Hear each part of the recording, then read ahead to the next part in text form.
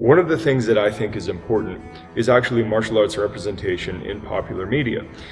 And the reason that I believe this is that when I talk to martial artists, and I have a large group on Facebook called Martial Arts Nerds with an exclamation point, feel free to join.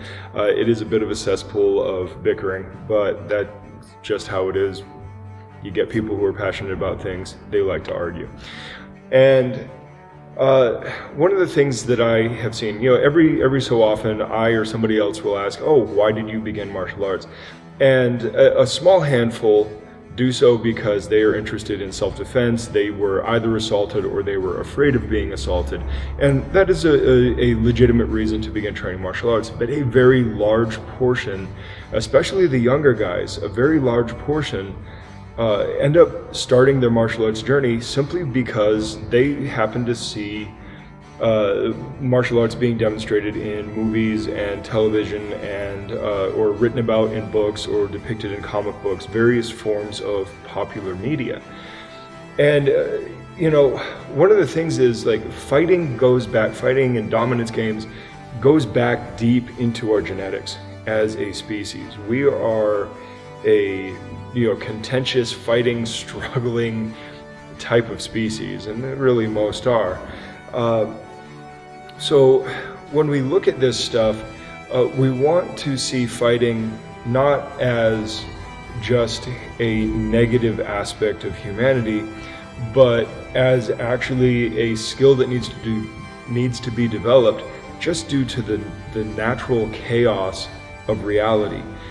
And the fact that regardless of how peaceful your life may be, somebody else's may not, and may try to impose their will upon you, and you may need to fight. And beyond that, one of the things that gets touted a lot in martial arts circles is that martial arts has always been very closely linked with other physical culture, i.e. sports and fitness. And that being the case, one of the things that we see is people touting things like strength and confidence and willpower and discipline and,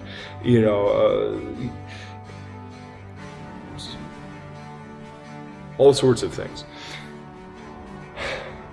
And when you find somebody who grows up maybe underprivileged or not particularly gifted or whatever, they're always looking for something that can distinguish them from their peers. And people who are strong and confident often don't seek out things like martial arts. And those who grow up with, being on the weaker side of the tracks and the less fortunate side of the tracks, often look for something that will help them overcome things in their lives and gain that confidence and feel better. And martial arts is a fantastic, fantastic tool for that. It may not be its primary job for all of these secondary benefits, but all those secondary benefits may actually be really the primary benefit in the modern world, because actual fights, actual real critical conflict events are so rare in civilian life, at least, that doing things recreationally and sportively for the sake of just physical and psychological improvement is actually a pretty primary benefit, despite the fact that that's not what it was intended for in the first place. And so seeing martial arts very positively represented in media as a way to overcome struggle and to gain strength through conflict, I believe is a very, very valuable lesson. And I would love to see martial arts to continue to prosper in the media, and we see it go in waves. We talk often about how kung fu movies started coming over like in the 60s and 70s, and people got crazy for that. And then in the 70s and 80s we start people shifting towards karate, and then the 90s things started shifting towards mixed martial arts, and then a little bit after that, it started shifting heavy into BJJ and grappling, and that, of course, MMA is still there. All those other things are still there, but the focus tends to shift. Well, the fact is they're all part of this larger, big umbrella term thing that we call martial arts. And as far as just secondary benefits goes, you could really just pick any of them. There's always the caveat of, don't do something that's going to get you hurt. Don't go to somebody who's a scumbag, and all that other stuff. But provided you're learning from a reputable teacher, even if the style itself is not trained very practically, you may still end up with all of those secondary benefits, and that is a very, very positive thing.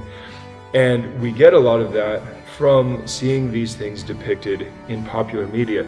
And people on the inside, people like myself, I'm constantly critical of how martial arts is depicted in movies and things like that.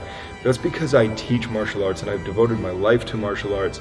And you see things that are wrong, and it's the same thing with any skill set. Hollywood just does a bad job of doing their homework and depicting things as they are, and it's oftentimes done on purpose for the sake of drama. And so we just have to be a little bit forgiving of that. And I understand that it's a hard thing to do. I find it very hard to be forgiving of that. But on the other side of it, having those things depicted in popular media gets people in.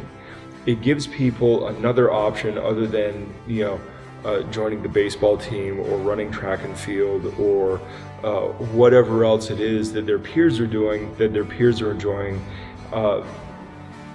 Because a lot, especially younger folk, have trouble with this idea of competing amongst their peers and finding out they're the small dog in the group. It sometimes is better to go and find your own thing, your own voice, the thing that you like, that you can identify with, that isn't part of what other people are doing, and you can remain friends with your friends, but you don't have to go in there and, be the weak guy that doesn't, make it up to snuff, but he's just there to hang out. Nobody wants to be in that position. So shifting gears and finding something you do like martial arts, can be a very, very valuable thing. So I think that martial arts in popular media is a very good thing, and despite all of my criticisms of it and all of the criticisms that I hear day in and day out about it, I do think it's a very good thing. And I really do want movie makers, TV makers, comic book artists, and novel writers, and the list goes on, to continue promoting martial artists and martial arts, even if they just believe in all of the fantasy crap that isn't reality.